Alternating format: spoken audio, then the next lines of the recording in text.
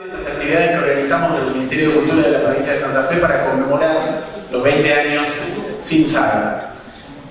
Así como el Ministerio de Cultura de la provincia, allá por el año 2016 y 2017, se ocupó durante más de un año de trabajar, de producir y de generar acciones en torno a lo que se llamó el año SAER, en este año 2025, que se cumplían los primeros 20 años de la desaparición física de Juan José Saer. Decidimos ir a Celodino con una serie de acciones que sucedieron ahí en su pueblo natal, y por cuestiones de agenda esta mesa no la pudimos concretar en esos 10 de junio, así que decidimos con Inde y con Martín dejarla pendiente para la Feria del Libro de Santa Fe. Así que de alguna manera esta charla va a ser un cierre de los homenajes y de las actividades por esos 20 años sin Saer, de los que también participaron muy generosamente Raúl Becerro, Marilyn Contani, la editorial de la universidad, con la publicación del libro de Roberto Maurer, que también se acaba de presentar acá en la Feria del Libro.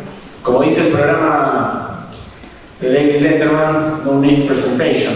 Ni Inde Pomeranet ni Martín Cohen prácticamente necesitan presentación, así que yo ya sin solución de continuidad solo les voy a contar cuál va a ser un poco la metodología. La idea es que ellos conversen un rato frente a nosotros, un buen rato, sobre Saer, sobre sus lecturas, sus relecturas o sus lecturas de los buenos lectores y lectoras de Juan José Saer, y después vamos a abrir el juego a las preguntas del público. Sí tengo que avisarles que en algún momento la realidad va a entrar por algún lado de estas ventanas, porque comienza a las 20:30 un recital de rock que yo sé que va a sonar fuerte. Así que veremos ahí si seguimos levantando la voz y charlando, o ahí encontraremos el final. Gracias. Gracias, Pablo. Les hablaba de este libro, Pablo, recién que presentamos, y que entre todos los libros que tienen que ver con Saer, Juan y Pequeña Crónica de una Amistad, es un libro precioso. Lo veíamos a Roberto Maurer, el autor de este libro, en este cortito de la película que veíamos de la partida de ajedrez, y Martín Cohen quiere decir algo sobre eso. Me pareció buenas noches. Me pareció especialmente extraordinaria la película que acabamos de ver. Primero me quiero disculpar si el tono que uso no es el adecuado, pero para ser muy sincero con ustedes, a mí ver a Saer me conmueve demasiado. Verlo en fotografía me conmueve demasiado, y verlo en imagen fílmica también. No quiero decir que me angustia porque es ya demasiada carga, pero quizás debería decir que me angustia, porque lo extraño. No tuve trato, acabo de escuchar la mesa de Inde con Roberto Maurer, no, yo no tuve trato con él, ni estuve en su círculo de amistades, ni de vínculos, ni de relaciones sociales. Lo vi apenas un puñado de veces, sin que eso significara nada para él, pero sí mucho para mí. Pero como amo a la literatura y amo la literatura de Saer, me hacía feliz saber que él existía, y que en algún lado él estaba, y ahora no está. Esta es su literatura, eso sí, claro. Pero no, porque pensaba, viendo la película, que me parece una joya absoluta por muchas cosas. Primero porque decía, bueno, resulta que los actores eran Maurer y Saer, pero para nosotros ya son Maurer y Saer. Y en el caso de Saer, uno podría decir borgianamente, ya era el que seguía. Uno ya ve ahí al autor de incluso lo que vendría después, o lo conoceríamos después. Y el hecho de que esté tomada la decisión de tomar el punto de vista de Saer, que la cámara sigue el punto de vista de Saer, me parece que dice mucho, pero por lo siguiente, en realidad estoy pensando ahora mismo, porque la acabo de conocer igual que ustedes, que es que la lectura que hace del cerebro de Saer con esta película, incluidas las novelas de Saer que todavía no existían probablemente cuando la película se filmó, no importa, ahora sí existen, y la película ahora ya es una lectura de esas novelas que ahora sí existen, y me parece una lectura, la de Becerro, tremendamente importante. En este sentido, recordarán la lectura, diríamos, canónica que hace Ricardo Piglia a propósito del comienzo de Operación Masacre de Rodolfo Walsh, con un cierto reparto que uno puede disponerse a revisar críticamente. Rodolfo Walsh, el escritor de La militancia, por supuesto que sí. Roberto Walsh, el escritor del compromiso político en la literatura, por supuesto que sí. El asunto es Saer, o cómo pensamos a Saer, y el lugar o la modulación que la política encuentra en la literatura tan autónoma de Saer. Que, digamos, que el gesto de autonomía literaria que es tan fuerte en Saer no signifique, bueno, de hecho, creo que no significa una presidencia política, sino otro tipo de modulación y otro tipo de intervención literaria en relación a la política. Lo digo por lo siguiente: recordarán la escena del comienzo de Operación Masacre, sobre la que vuelve Ricardo Piglia, que es el momento en que los hechos políticos que ocurren en la calle interrumpen la partida de ajedrez. Y es esa la situación, la escena que presenta Walsh, el ajedrez, así lo lee Piglia, claro, el ajedrez como el espacio de la autonomía, y en un punto como la figuración de un ámbito de autonomía estética, llegado el caso, de la autonomía de la literatura, y cómo los acontecimientos políticos de la calle irrumpen o interrumpen la escena de la autonomía, y Walsh tiene que dejar la partida de ajedrez y salir a la calle. La resolución del caso de lo que pasa con Saer es extraordinaria para mí en la película de Berseiro, por lo que acabamos de ver, porque lo que pasa en la calle no interrumpe el ajedrez, lo desordena, y hay que reordenar, y Saer no sale, ni Maurer tampoco, no salen, no precisan salir. Los acontecimientos, obviamente tiene que ver con lo que hace Berseiro, el mérito de la lectura de Berseiro. Lo que pasa en la calle afecta a la partida de ajedrez, pero la resolución no es interrumpir la partida de ajedrez y salir a la calle. Es resolver lo que se desordena desde la política, resolverlo en la propia partida de ajedrez, por lo menos quedarse como se quedan contemplando ese desorden e interrogando ese desorden para dar la disputa política desde el propio ámbito literario, que esta sería la cuestión. Me parece que la medida en que lo que pasa fuera de la calle afecta a la partida de ajedrez, pero la afecta frente a dos jugadores que se quedan mirando esas piezas desordenadas. Es una extraordinaria lectura de lo que la literatura de Saer hace con ese afuera de la política. No interrumpe la autonomía para ir a la calle. Desde el propio espacio del tablero de ajedrez se hace cargo de lo que ese mundo exterior desordena. En el punto en el que el ajedrez es cierto que, como todo juego, es un espacio de autonomía, porque todo juego establece unas reglas y una lógica inmanente, pero el ajedrez es, de todos los juegos disponibles, es el que figura una escena de guerra, no es cualquier juego. Y no sé si yo no estoy incurriendo ya, pero es que me pareció fascinante lo que acabamos de ver, y le agradezco a Berseiro y a Peña que haya recuperado este trabajo de Berseiro, porque es guerra de agua, de fuego y agua, porque uno juega con el cigarrillo y el otro toma el agua. Y el fuego y agua y el ajedrez es un espacio de guerra. No es el juego abstracto de la autonomía estética, en este caso, es espacio de guerra. Y la posibilidad de pensar que ahí hay tensiones y conflictos, que se puede hacer una lectura política también en clave de ajedrez, es lo que permite pensar que en el caso de Saer, a diferencia del caso de Walsh, solamente para pensar distintas maneras de resolver la relación entre literatura y política, Saer no necesita salir del tablero de ajedrez para desordenar o reordenar los sentidos de la política. No precisa salir de la ficción hacia una no ficción para intervenir y revisar los sentidos, el orden o el desorden de lo político. Lo puede hacer en cicatrices, lo puede hacer en glosa, desde la propia inmanencia literaria. Y me parece que eso que Berseiro detectó al hacer esta película dice mucho sobre Saer, que probablemente todavía no, sobre la literatura de Saer, que probablemente todavía no existía, pero eso es totalmente anecdótico. Un gran lector de lo que todavía no se escribió, y para mí Berseiro hizo eso. Bueno,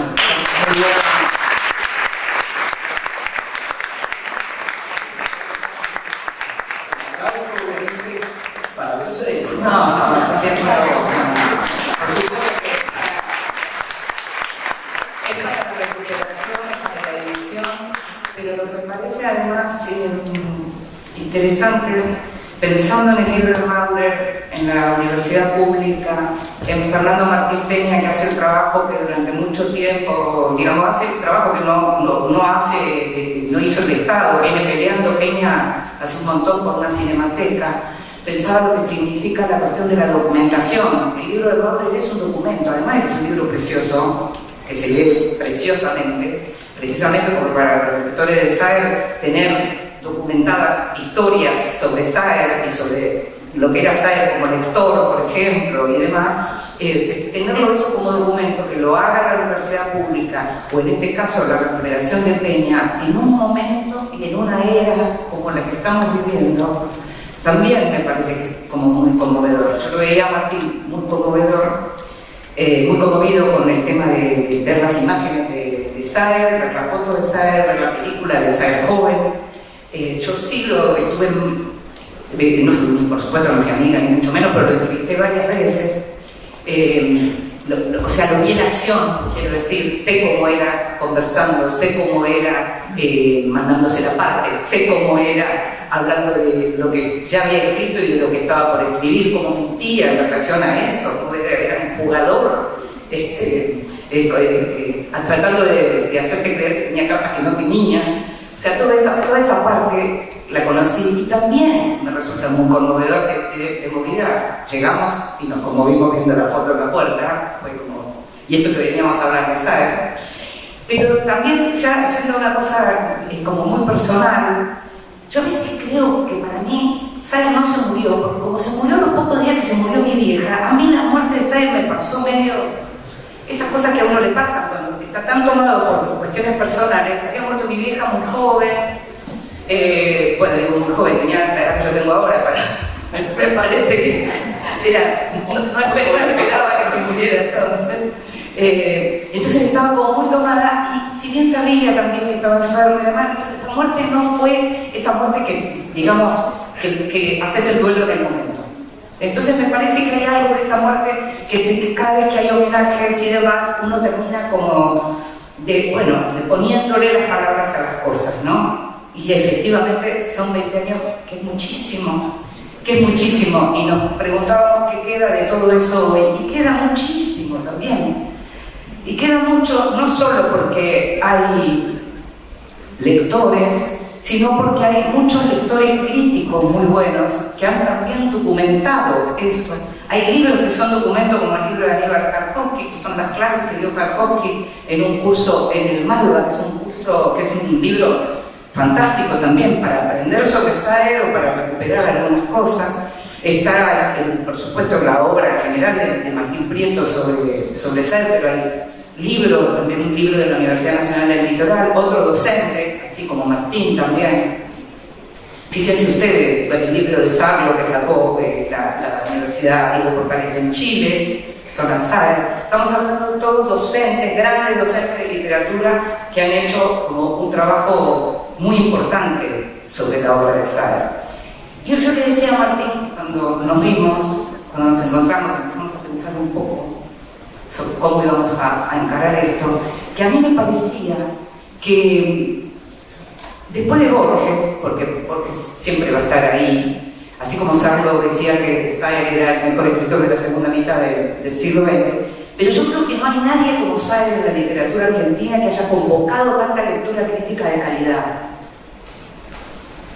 Y eso, de alguna manera, también tiene que hablar de la obra de Saer, que existe ese interés de parte de gente muy talentosa, que se ha ocupado de estudiar la obra. Y el estudiar la obra es hablar en términos críticos, pero es también lo que tiene que ver con la documentación de lo que aparece y del personaje que aparece en una y otra obra, y lo que tiene que ver con Santa Fe, lo que tiene que ver con la caminata, y la cantidad de gente que, incluso sin haberlo leído, habla de la caminata por San Martín. O sea, todo eso también forma parte de lo que es una mitología de un escritor. Entonces está, por un lado, el interés en una obra fabulosa, porque yo le comentaba esto a Martín, lo primero que me decía es, ¿y por qué es bueno? Me decía. Y sí, claro, es buenísimo, ¿cómo no va a ser bueno? Pero además nos convoca a escuchar una y otra vez las distintas anécdotas, a encontrar los matices, a encontrar nuevas entrevistas, a encontrar, también ahora me acuerdo que Martín Prieto hizo el libro, compiló un libro de entrevistas, ahí hay una de estas entrevistas que yo les decía que le hice.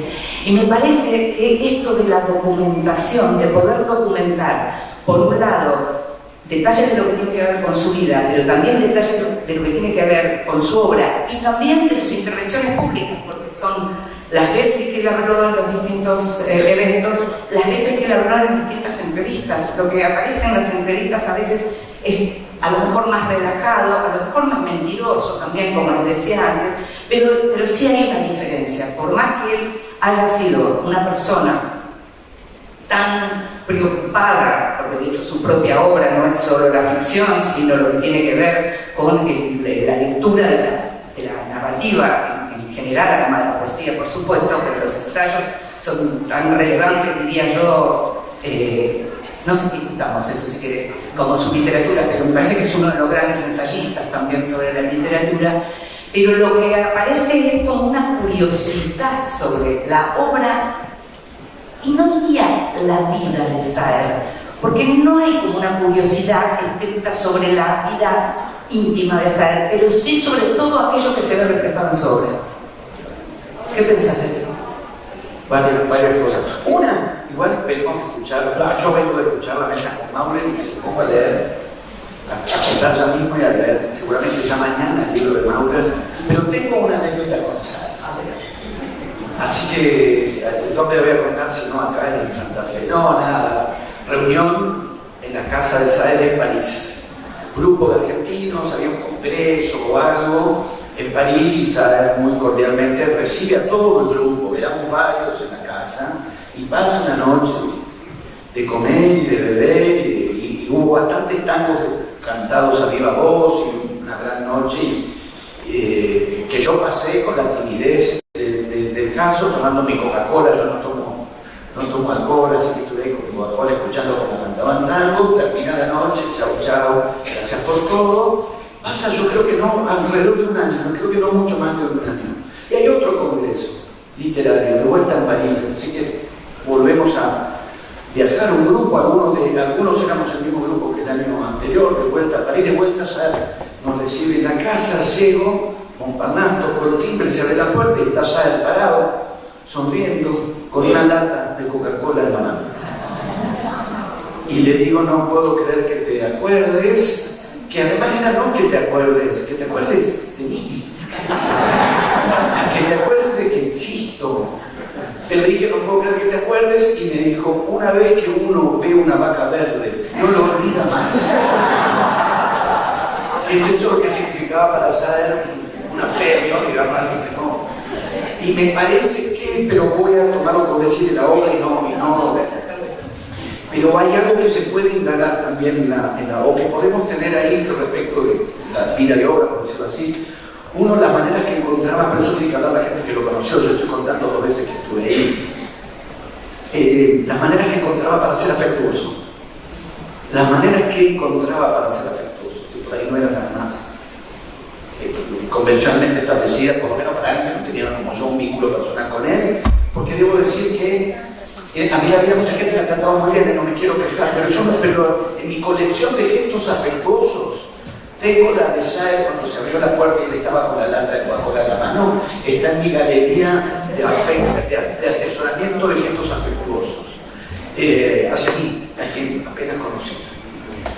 Después creo que hay algo que podríamos querer, pero quiero decir algo que dijiste, pero el humor en la literatura, en Saer, de hecho recién como hablamos, nos estuvimos viendo una hora, pero el humor no es en Saer, en la literatura de Saer. Me parece que hay una versión, pero si querés podemos volver a eso después, si a vos te interesa, a mí sí, hay una versión solemne sobre la literatura de Saer, que pasa por alto el humor que hay en la literatura de Saer. Pasó lo mismo con Borges. No era Gasalla Borges, no pretendía serlo, no hay una única forma del humor, no hay un único registro, no hay una única forma de la risa. Uno mismo, cuando nos reímos con Capusotto, cuando nos reímos con Macedonio Fernández, no es la misma risa, aunque nos estemos riendo siempre en nosotros. Pero hay humor en la literatura de Borges, y los rituales de veneración cargados de solemnidad obturaron durante mucho tiempo el humor de Borges y de la literatura de Borges, y creo que con Saer y de la dificultad de su lectura, porque esa es otra cosa que se centralizó también, ¿no? Sí. Bueno, y no cualquiera puede leer, no cualquiera puede leer a Borges. Y no, pero entonces no sea cualquiera. Además. Claro, pero hay algo de eso, ¿no? Yo creo que a mí me interesa mucho eso, pero no me quiero olvidar de lo que vos planteabas y retomarlo en este sentido, que es que en definitiva uno de los criterios para establecer, y para mí un criterio predominante, podría hasta decir que el único, para establecer el criterio de valor de una obra literaria, primero creo que los criterios de valor son pertinentes. Quiero decir, no soy un relativista donde todo, no, la verdad es que hay libros que son mejores y libros que son peores. Claro, la discusión sobre cuáles se puede ser infinita, bienvenida sea la discusión infinita, y sobre todo los criterios de establecimiento del valor, porque si no es una lucha, si no sería una discusión de gustos, me gusta más, me gusta menos, pero incluso, por ejemplo, qué sé yo, te puede gustar mucho Tini, no sé qué, Beethoven es mejor, ¿está bien? Es mejor. Esto no va en desmedro de Tini. Por ejemplo, si ahora queremos hacer una fiesta antes que toque Herba y bailar, mejor Tini. Incluso no para bailar. Hay días que uno tiene ganas de escuchar Tini. Y en su casa, teniendo las 9 sinfonías de Beethoven, los 5 conciertos de piano y el concierto de violín, elige Tini. Eso ya es del orden del gusto. Pero en términos de criterio de valor, es más valioso lo otro. Ahora, se pueden discutir los criterios de valor. En la literatura, por lo pronto, se pueden discutir los criterios de valor, porque mi alegato, si se le puede llamar así, tiene que ver con contrarrestar el relativismo de a cada uno le gusta lo que le gusta. Sí, a cada uno le gusta lo que le gusta. Pero además, en lo que se llama campo literario, a los Bourdieu, pero yo espero que en la Argentina hay que hablar de chacra literaria, ¿no? No es tan grande. No es tan grande el espacio disponible, es una granja literaria, una chacra literaria, es un campo de disputa. Es un campo de disputa por legitimaciones, centros, periferias, legítimamente es un campo de disputa, y si es un campo de disputa, parte de lo que se disputa son no solo los valores, porque insisto, el puro valor sería a mí me gusta, ¿sabes? ¿Sí? Los criterios de valor.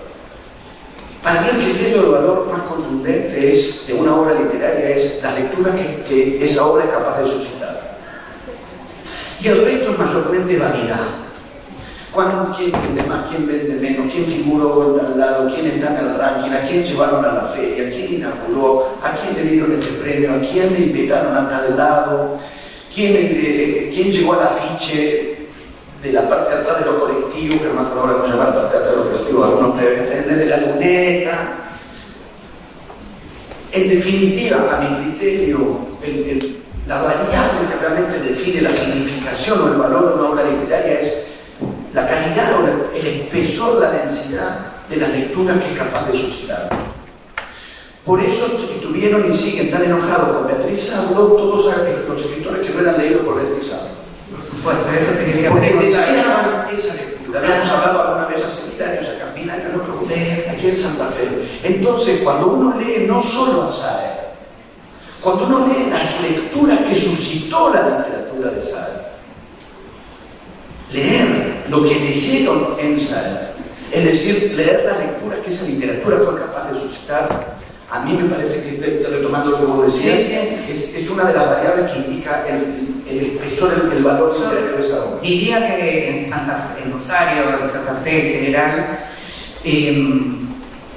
la llegada de Saer, más allá de lo que tenga que ver con su círculo amistoso, pero la llegada de Saer, escritor, las lecturas sobre Saer que se hicieron desde el lado de la crítica y demás, con María Teresa Gramuglio claramente, la que digamos, naturalmente por el lugar que ocupaba, hacía llegar eso, pero en Buenos Aires y aledaños, digamos, lo de Sarlo fue fundamental para esa legitimación. O sea, el hecho de ponerlo no solo en los programas, sino señalar desde siempre que es el mejor escritor de esta segunda parte del siglo XX, el hecho de escribir sobre, de dictar las clases sobre, digamos, de señalar esa diferencia dentro de lo que era la historia de la literatura, teniendo en cuenta además el recorrido que hizo la propia Beatriz en relación a que salió de otro corral que sería la facultad y la universidad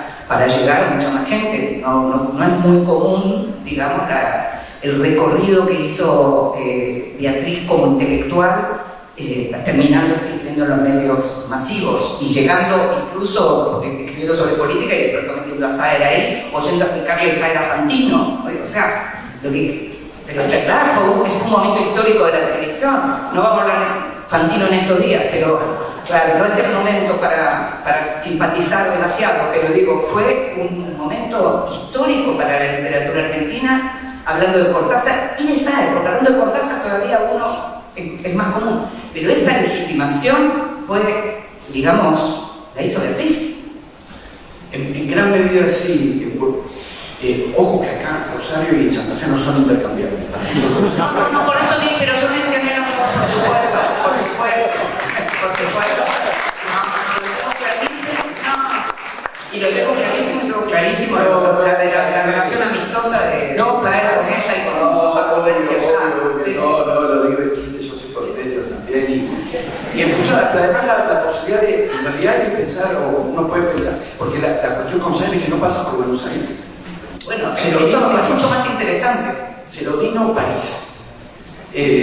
Incluso me gusta más decir que Santa Fe, Rosario, ya sé que vivió acá, en la calle Mendoza, ya sé que fue a vivir a Rosario. Y me parece que el juego es Celorino / París.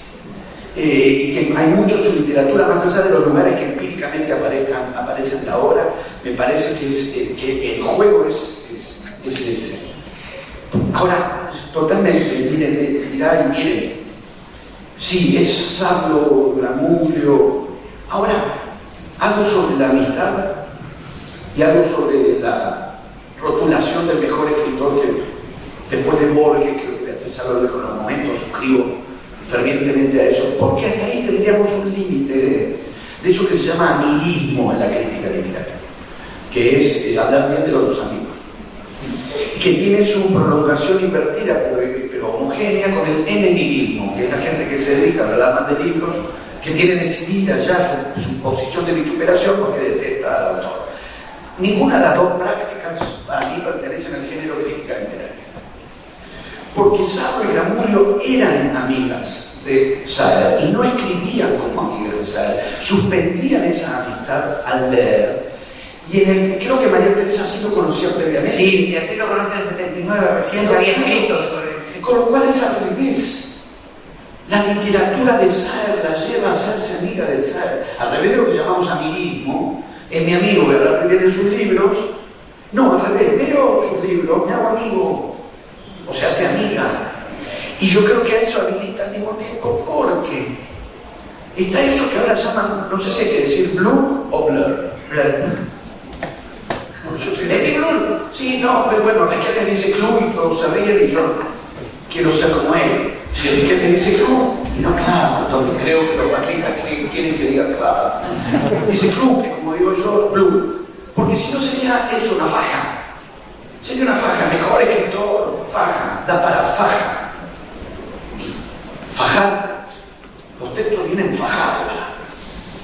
Lo que hace Beatriz Sábalo, más allá que eso pueda o haya cristalizado en tal o cual definición y formulación, fue elaborar una lectura, y no solo elaborar una lectura, formar lectores de Saer. Ahí sí tengo que, si ustedes me disculpan, hablar a título personal. Yo nací en el año 67. Cursé literatura argentina 2 en 1987, pero cursé un seminario que dio Beatriz Sábalo en la Universidad de Buenos Aires en el año 88. Yo tenía 21 años. Uno de los textos, en ese seminario había libros, composición del lugar de Martini, Rosarino, La casa y el viento de Héctor Tizón, Cuerpo a cuerpo de David Viñas, estaba Cuarteles de invierno a los Bandos Soriano. Con lo cual, con tantas polémicas que hubo, que vos llegaste de rebote, un día le dije a Sábalo, le digo, Beatriz, sí diste Soriano, en el seminario 88 sí diste Soriano. Lo mal que hice, me dijo. No importa, lo que importa es que en ese seminario estaba Closa de Saer. Yo nunca había leído a Saer, tenía 20 años, había terminado el secundario hacía 2 años. Mi secundario tenía 6, no repetí. del impacto que produjo en mí la lectura de Glosa, todavía no me recuperé en el sentido que no me quiero recuperar. Y cuando releo Glosa, que lo releo, no diré que el impacto es exactamente el mismo, pero tampoco disminuyó tanto. ¡Qué maravilla!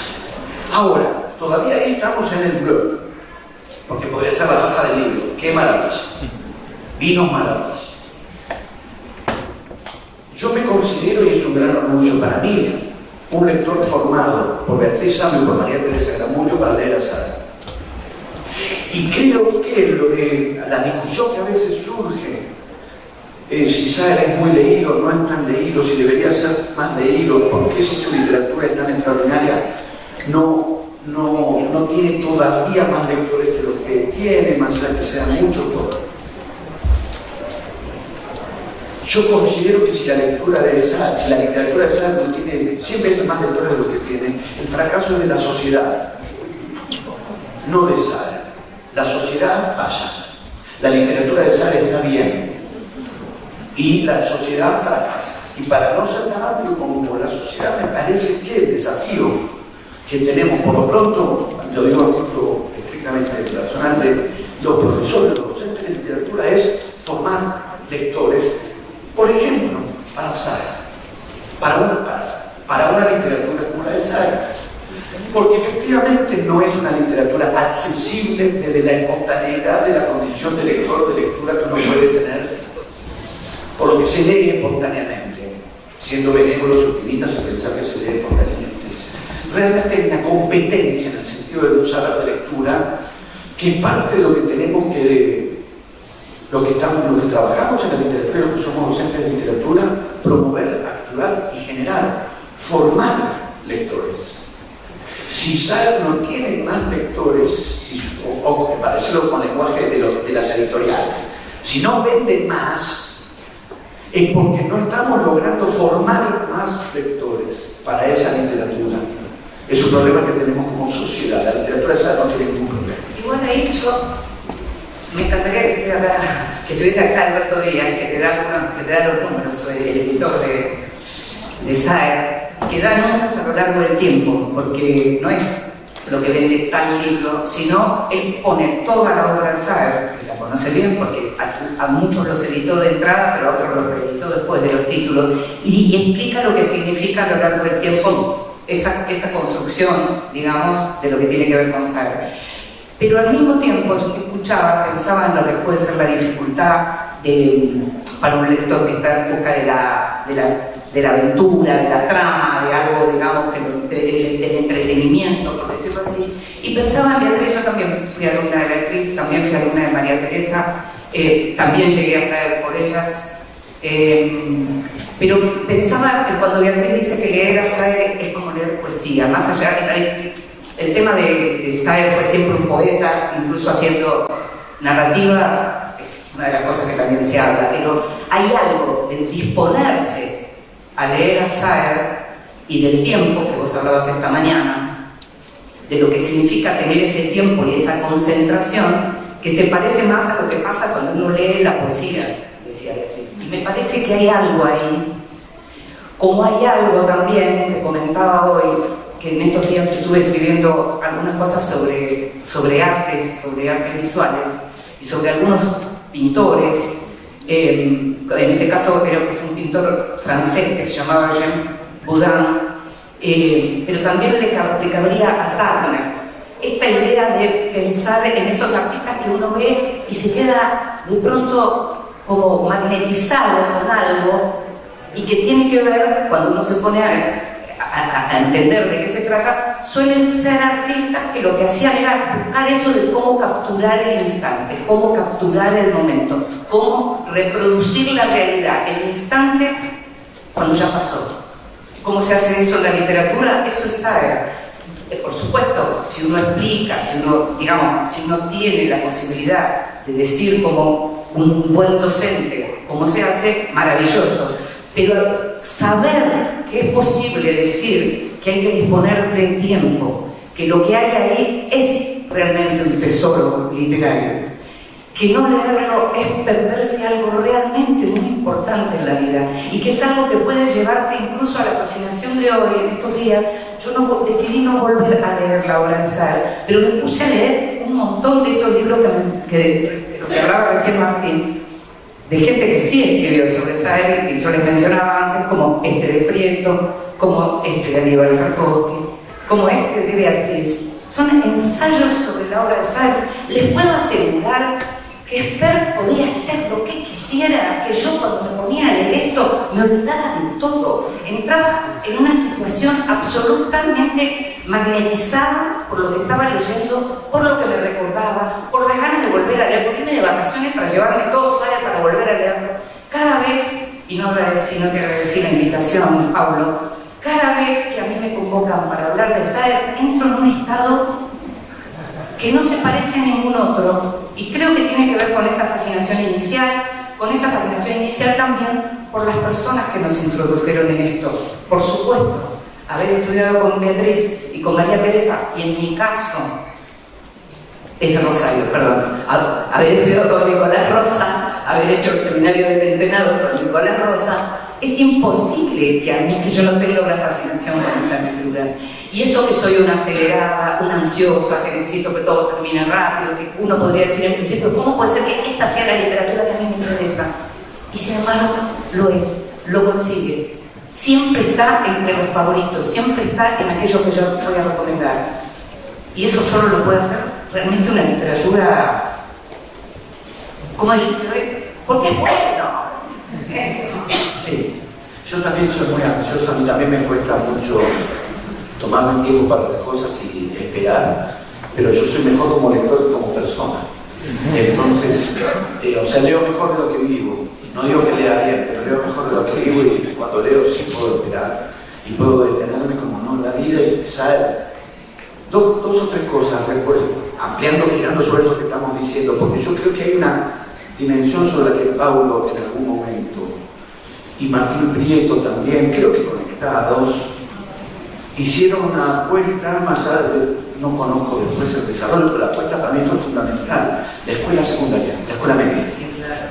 El volumen que habían armado tanto con Alberto Díaz, o con la colaboración de Alberto Díaz, desde la editorial, donde se publica Sade, Acceso Oral, para hacer un volumen de relatos que se dé en el colegio secundario. Porque nosotros finalmente estamos remitiéndonos a nuestros años en la universidad. Y la instancia social privilegiada, digamos, predominante, no sé cómo decir, de formación de lectores, es la escuela media. Es la escuela media, donde muchos textos se leen por primera vez o por última vez. Y hay que ver si es la primera o la última para leer tal. No estoy saludando, había una mosca. Y es una discusión a dar también, por eso la apuesta que en su momento se hizo con el volumen de relatos de Sade, pensado para su distribución en la escuela media, me parece que es una de las apuestas que hay que hacer o que se hicieron y que hay que sostener en esa instancia donde leen lo que eventualmente no se van a dedicar a la literatura, como te dedicaste vos, como me dediqué yo. Sí, como puede ser la única. Eventualmente la única, con un criterio al mismo tiempo de justamente quedar a leer en el colegio secundario lo que no van a leer en otro lugar, lo que no leerían si no fuese ahí. No está tan lejos la discusión sobre si dar o no dar Borges en el colegio secundario, porque por desconcertante que nos pueda resultarnos o que a mí me resulta, está la idea de que es demasiado difícil. O voy a entrecomillar, a los chicos les cuesta. Y uno dice, primero basta de ser chicos, a los estudiantes. Son estudiantes, son jovencitos, ¿sí? Tienen 15, 16. Pues le decimos chicos en la universidad también. Hay que avisarles a los chicos que chicos tienen 20. Hoy ya hablamos de Aldo Rico y me encuentro citando otra vez a Aldo Rico, tengo que revisar qué es lo que me está pasando, pero no son chicos ya a esa edad. Y después uno diría, justamente porque les cuesta, hay que darlo. Porque si estoy pensando en mi mismo trabajo cuando trabajé en la escuela media, no se enganchan, pero ese es el desafío para el docente. Si le dan lo que les gusta, va a funcionar bárbaro. Este libro funcionó bárbaro. Les gustaba, les di lo que les gustaba, funcionó bárbaro, se engancharon, lo leyeron, pero la tarea de formación del lector, si damos a leer aquello que a los estudiantes ya leen y ya les gusta, hemos desistido como docentes de nuestra responsabilidad de formar lectores. Incluso el me gusta o no me gusta, que me temo que a veces lo que un poco simplificadamente en el ámbito educativo llamamos pensamiento crítico, termina siendo me gusta o no me gusta. Me aburrió, me divirtió. Porque el gusto también se forma, el gusto también se educa. Cuando alguien te da ciertas herramientas de conocimiento de la música, podés apreciar cosas y disfrutar músicas, películas, que sin esas herramientas no vas a poder disfrutar. Y eso te va a habilitar la posibilidad de que te guste algo que no te gustaba porque te faltaba formación para que eso te gustara. No sé si ejemplos muy básicos porque soy una persona básica, pero cuando alguien te explica qué es la fuga en la música y lo entendés, digo, para también romper la idea de disfrute y conocimiento como antagonismo, esfuerzo intelectual y disfrute en posiciones antagónicas, quebrar ese antagonismo, romper ese antagonismo, es decir, algo que requiere un esfuerzo intelectual, el esfuerzo intelectual puede ser la condición de posibilidad de un disfrute, porque Sager es exigente como escritor, como lo es Borges, pero si no preparamos a nuestros estudiantes para el esfuerzo intelectual y para la exigencia intelectual, hay una dimensión del disfrute literario que deberíamos abrir para los estudiantes, habilitar para los estudiantes. Le damos lo que ya les gusta, nos vamos contentos porque recontra funcionó, se reengancharon y la tarea de formar lectores queda excluida. Estás diciendo algo así, volviendo a algo que mencionabas esta mañana, veo algunas caras que estuvieron y te escucharon y a lo mejor lo recuerdan, pero algo así como que la literatura de Sager además podría ser un gran antídoto contra el embrutecimiento. Es que a mí me parece que resuenen los argumentos en algunas formulaciones sobre Borges, me resulta desalentador en un sentido, pero alentador en el otro. Que pasa o pasó o pasa lo mismo con Borges. No se enganchan, enganchados.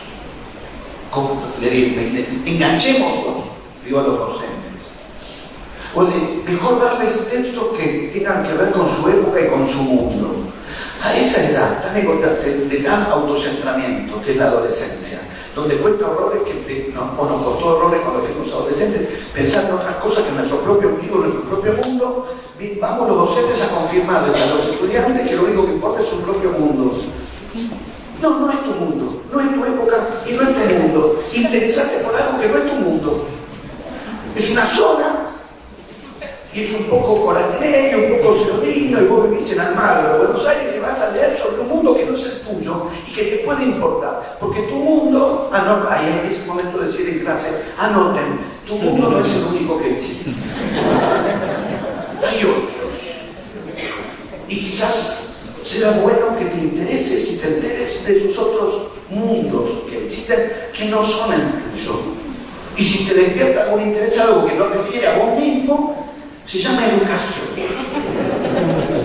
Hay algo en la literatura de Sager y en relación a estas condiciones no hace falta que te identifiques con lo que vas a leer, porque hay un tema con la cuestión de la identificación. Me habla a mí, este libro me habla a mí.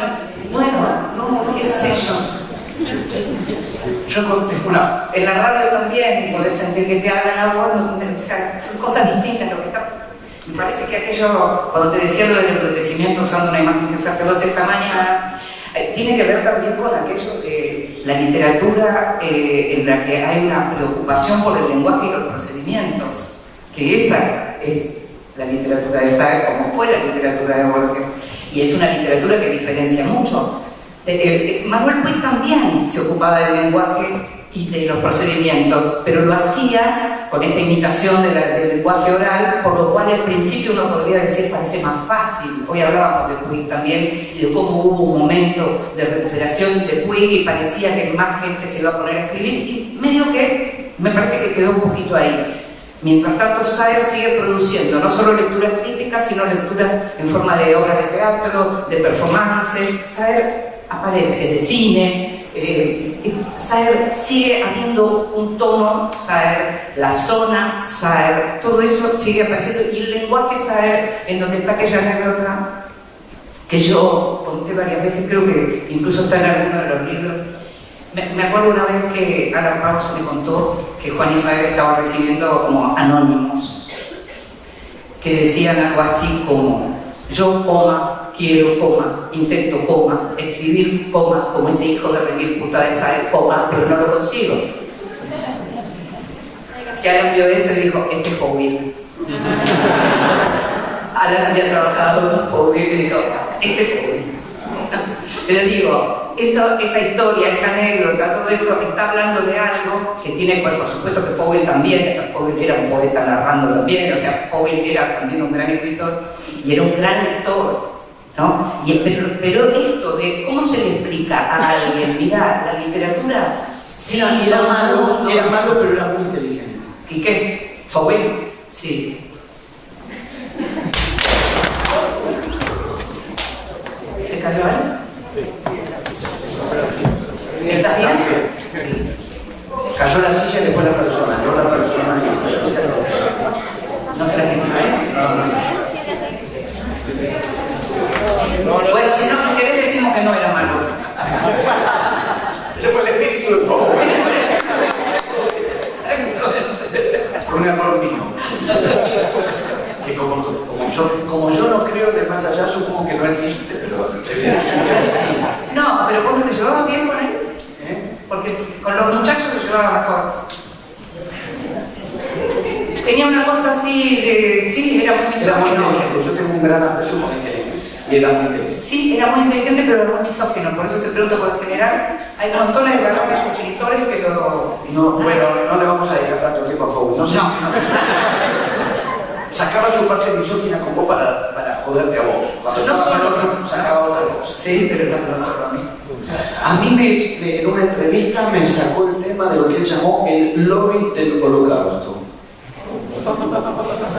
¿Para qué? Para joderme. Sí, pues saca la frase misóginas, a mí que soy débilmente mujer, no me va a joder tanto. Sacó lo que me va a joder. Ahora, Saer, porque pensaba en relación a la dificultad y el desafío de la dificultad. Dificultad, digamos, cuando uno dice dificultad, porque también en Borges hay dificultad. No es eso, se dice así. Lo digo claro como un elogio. Los dos, vuelvo a pensarme que, vuelvo a hablar de mi condición de docente. Una dificultad es un desafío. En el momento que la dificultad pasa a ser un argumento de desaliento, no lo doy porque les cuesta. Me parece Son tontos y no pueden. Claro, y además, si no pueden leer, no pueden, no. Si les cuesta leer Borges en marzo, perfecto. El asunto es que no les cueste tanto en noviembre. Y de marzo a noviembre, ¿qué hicimos? Nuestro trabajo como docentes. Si en noviembre todavía no pueden, va a tener que venir a rendir en marzo. Pero no desistir de nuestro trabajo de formar lectores. Hay algo que dice Adorno, y Adorno es un teórico muy pertinente para la cuestión Saer, y lo era, y al propio Saer Adorno le interesaba. En un momento Adorno, para definir, dicho muy rápidamente, el tipo de música, el tipo de música en la que él está pensando en un sentido socialmente crítico, propone esta fórmula, no es una fórmula, esta definición. Dice, música que no se pueda escuchar en una sala de espera. Música que no se pueda poner en un ascensor. Que no tiene que ver solamente o estrictamente con la calidad. Porque Beethoven ha ido a parar a la musiquita de la espera de una cosa que había hace mucho tiempo llamada tele. Pero llamaba, decía, un segundito. Bueno, Beethoven. Y Sacán, el señor que nos garantizaba que Sacán era bueno, lo decía con Mozart. sacan, ese buen pan. Y Mozart para mí era buen músico, Beethoven también. Lo de Adorno es otro tipo de cosa, que no es solamente buena o mala, es un tipo de expresión artística que resista su reducción a la escena trivial del consumo. El mercado. ¿Mercado qué consumo? Que obviamente están conectados. De hecho, me parece una señal de época en la que uno mismo puede incurrir igual, pero quizás lo hayas notado. Pero que ya no se usa el verbo mirar cuando alguien dice que ve una película o una serie, y no se dice leer cuando alguien dice consumo género de terror, consumo Netflix. No decimos consumo trap, escucho. No consumo cine belga, miro cine, veo cine. Consumo literatura infanto-juvenil. No consumo, leo. Y el verbo consumir empezó a ser utilizado no solamente en el lenguaje del mercado, en todo caso el lenguaje del mercado traspasó a conversaciones no mercantiles. No es la literatura que consumo.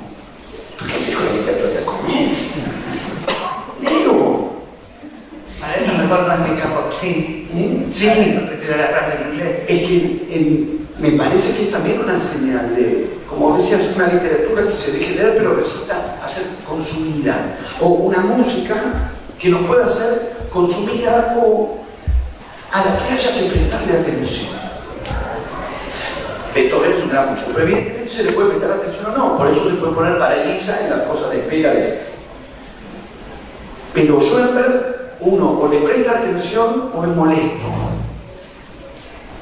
Si uno le presta atención es extraordinario, si uno no le presta atención dice que es ese ruido. Ahora estamos hablando, por supuesto, Creo que hay algo de eso. De lo que recibimos nosotros, pero a mí me gusta pensar, sobre todo porque hay mucha huella de todo eso, en lo que él pensaba de su proyecto. Me gusta pensar en los escritores con proyectos, me gusta pensar en los escritores que tienen un proyecto de obra. En una de las entrevistas que yo le hice, la entrevista terminaba cuando yo le pregunté qué esperaba a él del futuro, ya no me acuerdo el modo que formulé la pregunta, y él me decía, ocupar un lugar en la historia de la literatura, aunque sea pequeño, en la historia de la literatura argentina. Aunque sea pequeño, lo dijo no para ser tan fanfarrón, pero la verdad que alguien te diga ocupar un lugar en la historia de la literatura argentina está hablando de un nivel de ambición importante. Y a mí particularmente, sobre todo viendo lo que terminó siendo la obra de Saer, me gusta esa ambición, me interesa esa ambición, ese trabajo para conseguir eso, para decir soy algo distinto, soy algo diferente, no me dejo llevar por el vaivén del mercado del presente, lo que quiero es otra cosa, lo que quiero es algo que hasta ahora vi en pocos, no lo vi así, eso, el proyecto. Vos que sos escritor, te lo estoy tirando a vos ya no tanto como profesor, sino como narrador. No, pero no, en serio te lo digo. Mira, yo lo que creo es yo no lo conocí, pero no lo haría pasar yo por la ambición personal, sino por la lucidez que él tenía como lector. Se daba cuenta de que escribía de manera una obra extraordinaria. Se dio cuenta que era extraordinaria. Después, además, puede existir la vanidad de eso. Digo, porque las ambiciones, viste que suele estar desproporcionada. Pero no está mal ser ambicioso cuando sos un artista. Para mí no está mal. A mí no me gustan, pero son gustos personales. No, yo no hay que creo escribir eso. y esperar. Bueno, estás diciendo que lo dijiste antes. Cerodino, París. A París hay una versión que circula por ahí de por qué se fue a París, que la estaba leyendo hoy en un texto de Carlos María Domínguez, que supuestamente, no me olvidé de preguntarle a Roberto Mauro, no importa. Pero lo que quiero decir es, él no usó Buenos Aires como la plataforma. Entonces hay un punto en donde él quería llegar a los lectores, pero yo no pienso que le haya imaginado una masividad absoluta, porque para lo que él escribía y para lo que él leía, no iba a llegar a una masividad absoluta. En ese sentido pienso en ambición. ¿Por qué pensarlo como algo solamente de una desmesura, de una confianza desmesurada en uno? No sé. No, para mí no es desmesurada. Hay cristianos acá. La ambición es pecado capital. No me acuerdo. No. Soberbia sí. Bueno, no sé, perdón, yo soy de la... Yo soy de la casa matriz, no de la filial, por eso pregunto lo que no sé. Porque yo más que... Ambición por la codicia. Gracias. Porque... Pero él no quería lo de... Por lo menos en la literatura no sé si quería lo del otro. No, estoy pensando. No. Porque ambicioso es cualquier vanidoso es ambicioso. Cualquier vanidoso es ambicioso. Y yo conozco cantidad de escritores ambiciosos. Y no lo reventaron al principio también con la crítica. Él se da cuenta de que escribe algo extraordinario. Sí, pero Inde, ¿vos sabés lo que es escribir Cicatrices a los 28 años? Sí, por supuesto, sí. Y que el libro sale, vos no solo eso. Puta, esto es muy bueno. No, y a los 23, yo sé que es muy bueno. Y eso le da la certeza, la convicción de la obra que quiere escribir. Sí. La seguridad del valor de lo que quiere escribir y de lo que va a escribir, y entiendo que tiene que ver, al menos en parte, con la tremenda malasaña que se tuvo que ir haciendo a lo largo de su vida. Porque el mundo no se terminó de dar cuenta. Y cuando salió Cicatrices se habló de otra cosa. Yo me acuerdo, en la muestra del Saer había expuesta, era colección Saer, la página de una reseña adversa de cuando se publicó, creo que Nadie Nada Nunca. Y en el mismo suplemento, te puedes buscar las reseñas, vos las has hecho también. No, pero ahí... Pueden ser contingentes. Sí. Pero son contingentes en mirada histórica. El día que sale en el diario, y por lo lees, No, cuando salía en ese momento había 3 diarios, salía La Nación, una crítica adversa que querían matar. al lado de la crítica adversa que le propinaron a Nadie Nada Nunca, había un panegírico, no sé si de Cuarteles de Invierno o Cuarteles de Soriano. Con toda la consideración para los entusiastas de Osvaldo Soriano, como se dice ahora, es otra liga. Entonces, entre las personas que se daban cuenta que Nadie Nada Nunca es una obra extraordinaria, superlativa, que no puede no tener un lugar en la historia de la literatura argentina, y que la otra es una buena novela, que puede más o menos buena o entretenida, que puede haber tenido en su momento, entre las personas que se dieron cuenta de la diferencia estaba Juan José Sáenz. No así quienes editaron o escribieron esas reseñas. Te haces mala sangre. Sí, pero por un sentido de la justicia poética, no de la ambición. No porque le querés ganar a Soriano. No, pero no estamos hablando del mismo, no le estamos dando el mismo sentido a la palabra ambición, me parece. Cuando yo te hablo de ambición, lo que estoy diciendo es que es alguien que va a ser capaz de superar absolutamente todo eso porque cree, esto que está diciendo, cree profundamente en lo que está haciendo y no va a cambiar esa ruta. Eso es muy adornado. Bueno, pero eso también es una manera de... a esa clase de ambición me refiero. Eso sí, pero yo, claro, yo lo llamo convicción. Bueno, puede ser. Pero como es el nombre de un diario de Macelán, seguramente el tendrá razón. No, puede ser, estamos hablando del mismo... Puede ser. Porque estaba tan convencido del valor de lo que hacía que no veía necesidad de matizar, negociar, ceder, no hacía concesiones. A eso me refiero con algo muy adornado. No hacer concesiones. En la convicción del valor de lo que él hacía. Además, no las hacía la literatura, alguna vez hablando con gente que trabajó con sus editores. No es venderse al mercado, ir a la tele, ir a una entrevista, le decían. No es el mercado, anda, te va a entrevistar Cristina Mucci. Pero Luis, ¿te parece que es una muy buena entrevista? O sea, se lo ve muy bien. No es una concesión al mercado, porque él tenía el recelo razonablemente, pero otra vez, está él y su temperamento, y los que lo conocieron contarán. Yo, más que lo que conté, mucho más, es la cuestión del valor, la cuestión literaria del valor, que es el desafío que perdura para todos los que lo admiramos a 20 años de su muerte. Seguir disputando el espacio del valor de su obra, que no es solamente declarar nuestra admiración, es sostener el espesor de las lecturas que esa obra es capaz de suscitar y crear las condiciones sociales de posibilidad para su lectura, crear las condiciones sociales de posibilidad para leer, porque no están dadas. Y algo de linaje también, ¿no? Porque también hablábamos hoy, y yo te mencionaba lo de Roncino y pensaba, escritores que de algún modo pueden entrar como en una serie. Uno a veces trabaja con series, uno trata de mirar series, y el caso de Hernán Roncino me parece que entra haciendo incluso también otra cosa, por supuesto, pero entra dentro de lo que uno podría pensar en ese espíritu saireano. Martín Prieto siempre habla de lo que fue su novela saireana y dice, no se podría, creo que la frase de Martín es algo así como, bueno, yo no podría escribir como Saira, se me diría leerlo, ¿no? Entonces, o sea, a veces esa sombra, digamos, es un peso tan extraordinario como para todos aquellos que siguieron después de Borges, por supuesto, pero digo, es tan fuerte que en lugar de iluminarte para poder seguir y encontrar como dentro de una misma línea el propio camino, te anula, digamos, porque te convertís en un epígono. Sin embargo, hay espíritu Saer en algunas obras, y en este caso de Roncino lo hay, y otra vez voy a ser autorreferencial, pero hay una anécdota muy simpática, que es que entre las veces que yo le entrevisté a Saer hay algunas que no quedaron registro de esas charlas. Una de ellas fue en una feria del libro. Una charla cuando él inauguró una feria del libro y yo le hice una entrevista pública, así.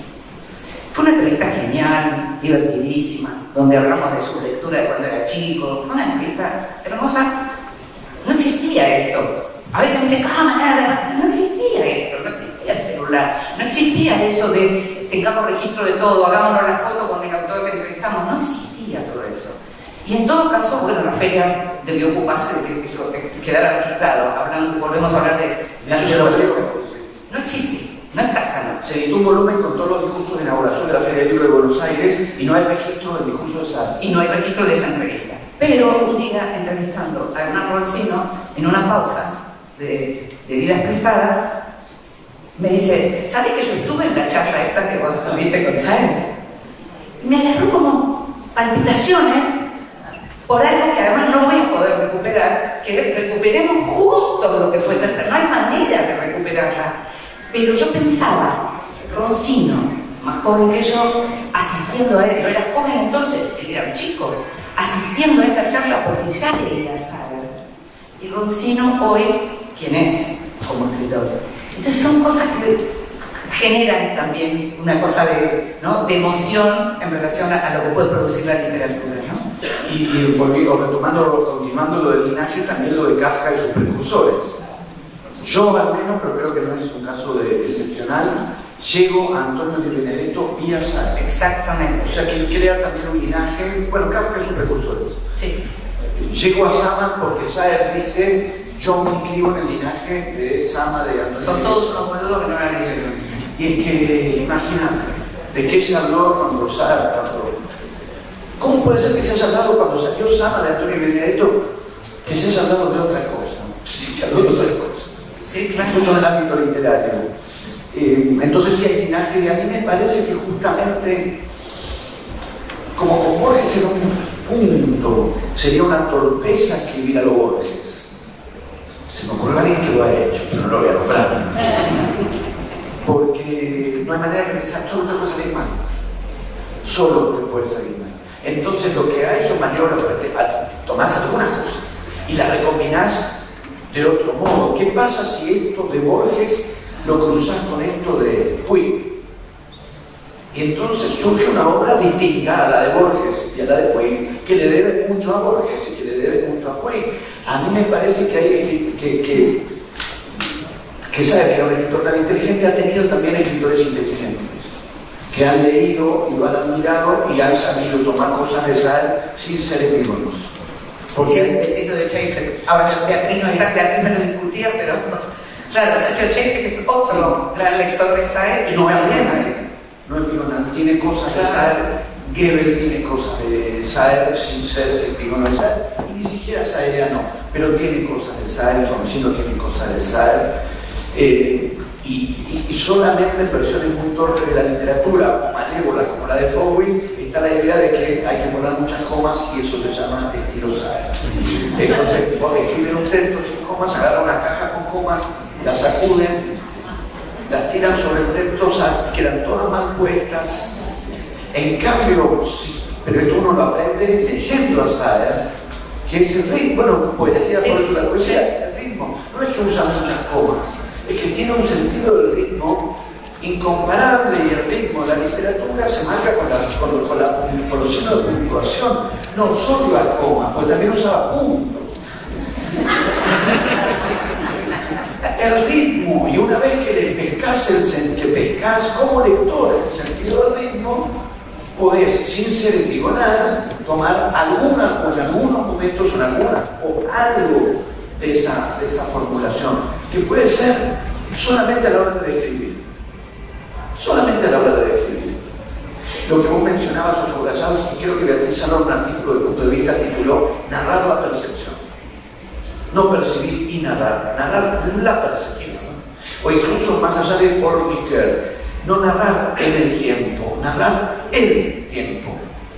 Y sin ser epígono, tratando de evitarse el epígono de Saer, en una escena, en un momento, podés recurrir a eso y seguir. Y situarte en un linaje saeriano, en ese momento, para esa escena, para esa descripción.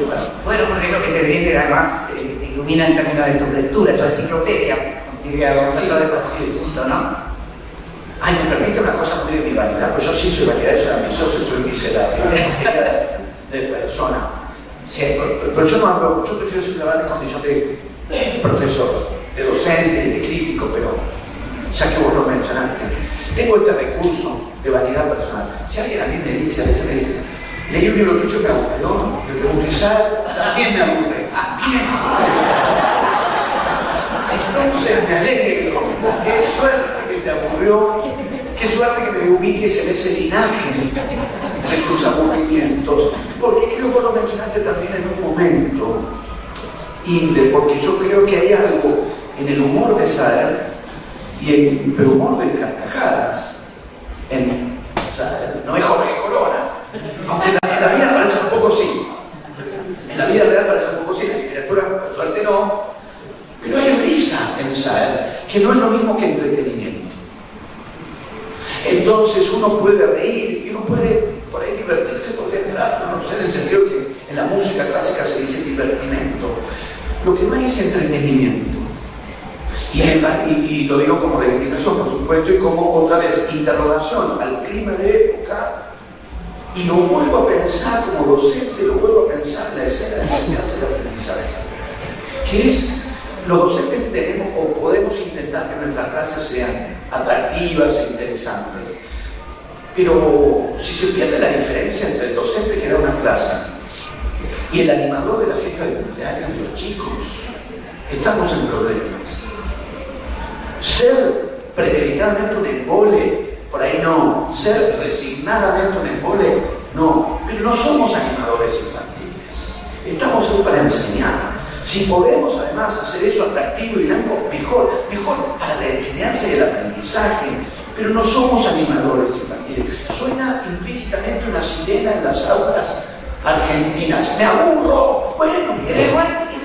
Un poco, no viniste a entretener, viniste a aprender. Pero eso que estás diciendo me hace volver, perdón, a Fantino con Beatriz Salón, porque efectivamente es una obra tan vasta y tan, digamos, tanto para elegir, que si le armamos el club, también tenemos el club de Nadie Nada Nunca, el club de Glosa, el club de Limonero Real, o sea, del Entenado. Yo particularmente muchas veces hice entrar a la gente a leer por el Entenado, que es mucho más accesible. Siempre todo entre comillas, dentro de lo que estamos hablando. El Entenado se entra de una manera distinta a lo que pasa con Glosa o a lo que pasa con Nadie Nada Nunca.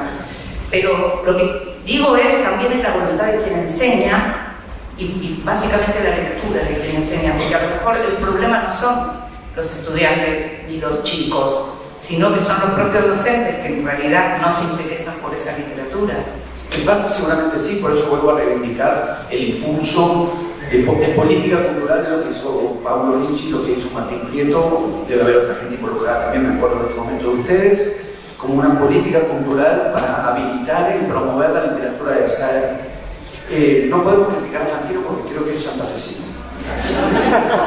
No de la ciudad, pero sí de la provincia, nos inhibe, pero es una buena señal. De hecho, un día sí le dije a Beatriz, te felicito, Beatriz, hablaste con Arturo Peironi y con Fantino, pudiste hablar con los dos. O sea, alguien que puede hablar con Tulio Almerindón y que probablemente la persona más inteligente que hayamos conocido, y Fantino, que no es la persona más inteligente que hayamos conocido, no digo que no lo sea, no dije que no lo sea, dije que no era. Porque hay algo en Fantino, ya que nombraste a Fantino, es su tía, que creo que se llama Nelly. El modo en que Fantino insiste en que su tía es estúpida y le exige al interlocutor que adopte el nivel adecuado a la estupidez de su tía Nelly. Explicarlo para que lo entienda mi tía Nelly, pero tu tía es boluda. Es Doña Rosa, es lo que era Doña Rosa Carmencha, lo mismo. Pero yo también creo como docente, el respeto que tenemos, que los docentes tenemos por los estudiantes, o que debemos tener, consiste en no subestimarlos.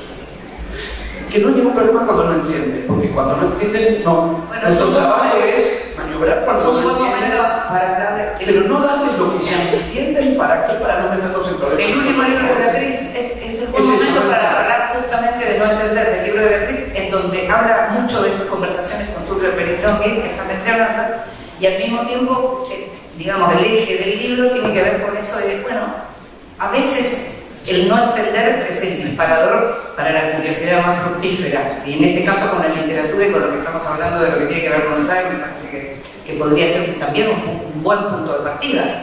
Para mí también una reivindicación del esfuerzo intelectual, que es parte de lo que tenemos que enseñar a los estudiantes, la valoración del esfuerzo intelectual, que puede ser entretenido o no, y si no lo es, no pasa por ahí. Yo no sé si los de matemáticas se hacen dando problemas con la ecuación de doble incógnita.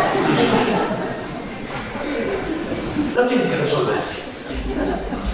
Hay una X, hay una Y, X que es, Y que es. ¿Lo supiste? Sí. ¿No lo supiste? Nos vemos en diciembre. Me parece que con la literatura en la docencia a veces nos enroscamos por demás, en el sentido de precipitarnos. Yo también soy bartesiana, y el placer del texto y el goce, yo disfruto mucho cuando leo a SAE. No me estoy refiriendo a eso. Me estoy refiriendo a una precipitación de la satisfacción garantizada. En la precipitación por la satisfacción garantizada hay una parte de habilitar nuevas condiciones de disfrute. Las condiciones sociales existentes no son las más favorables para la literatura del SAE. Tenemos que generarlas.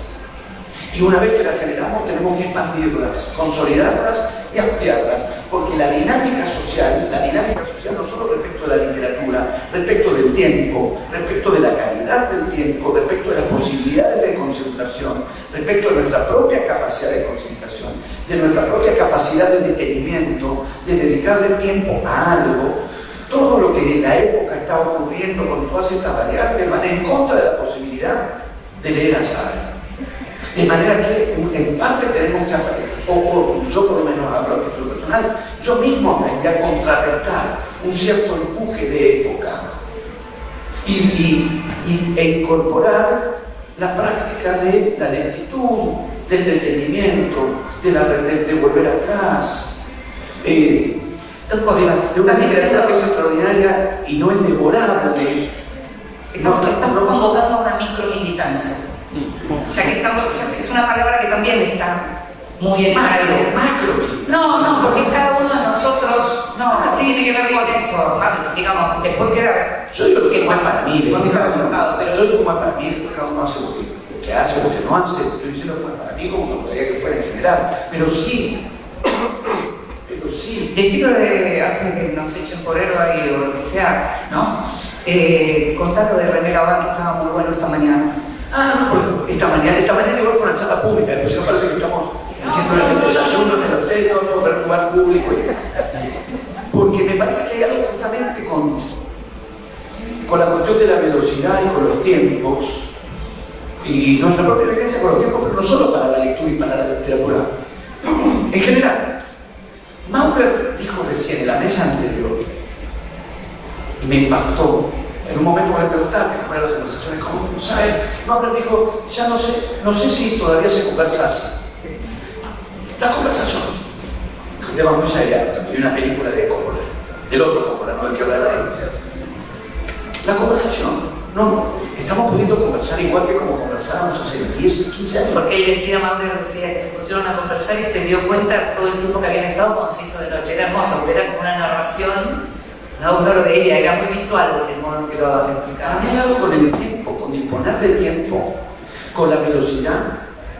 La velocidad, lo mencionábamos hoy también, claro, Copy apuesta a la literatura de la velocidad y es fabuloso tener una lectura, una narración cuya clave es la velocidad. El asunto para mí no es ese. Incluso podría insistir en mi reclamo de decir, en la Argentina todo cobra velocidad, excepto Colapinto. Que es de quien querríamos necesitaríamos que vaya más rápido. No lo digo por él, ¿no? Sino por su auto y por su equipo.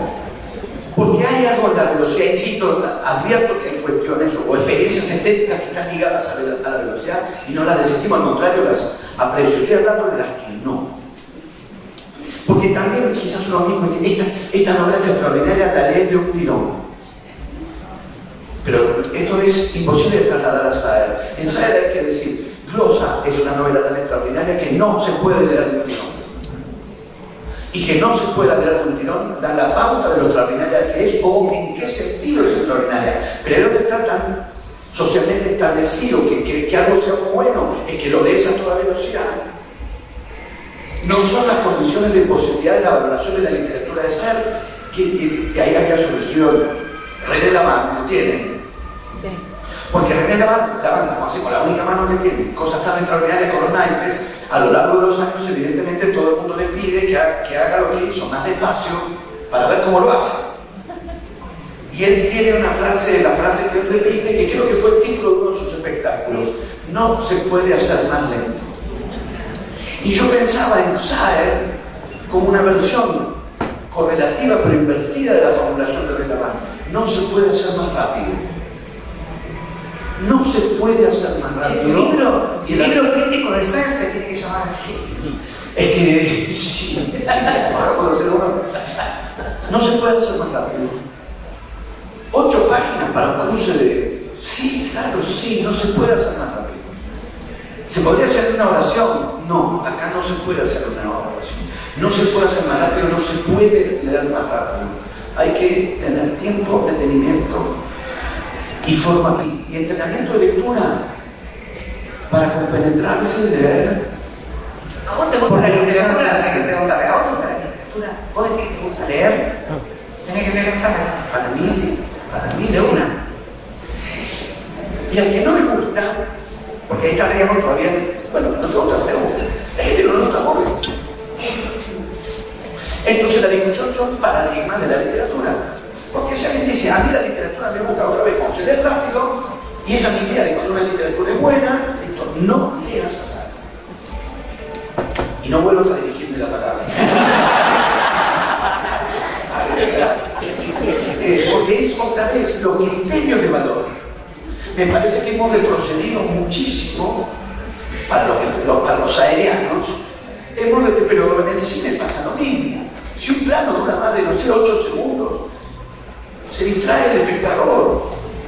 Porque también perdimos, me parece, la gimnasia de la contemplación, de poder en una película ver un plano que dura y no empezar a patalear porque pensamos que se acabó la película. No se acabó. Incluso no sé si pasa o yo estoy teniendo mala suerte. Cuando la gente considera que empezó la película, cuando los personajes empiezan a hablar, hasta que los personajes no empiezan a hablar, siguen charlando. Pero la película se empezó. Esto que está ocurriendo en silencio, son estas imágenes en silencio, ya son la película. No estoy hablando de lo que hablan durante la película, estoy hablando de lo que siguen hablando porque les parece que la película todavía no empezó. ¿Por qué les parece que no empezó? Porque son solo imágenes y todavía nadie habla. Una vez fui a ver una película que a mí me gustó mucho, se llama La Casa. Como mi memoria es mala, porque abusé de la mayonesa en la juventud, debería recordar al que la hizo. Es primero un distinto plano del interior de una casa, la primera parte de la película, y a continuación la demolición de esa casa, filmada desde adentro. Esto es mi ciudad. Y es esa película.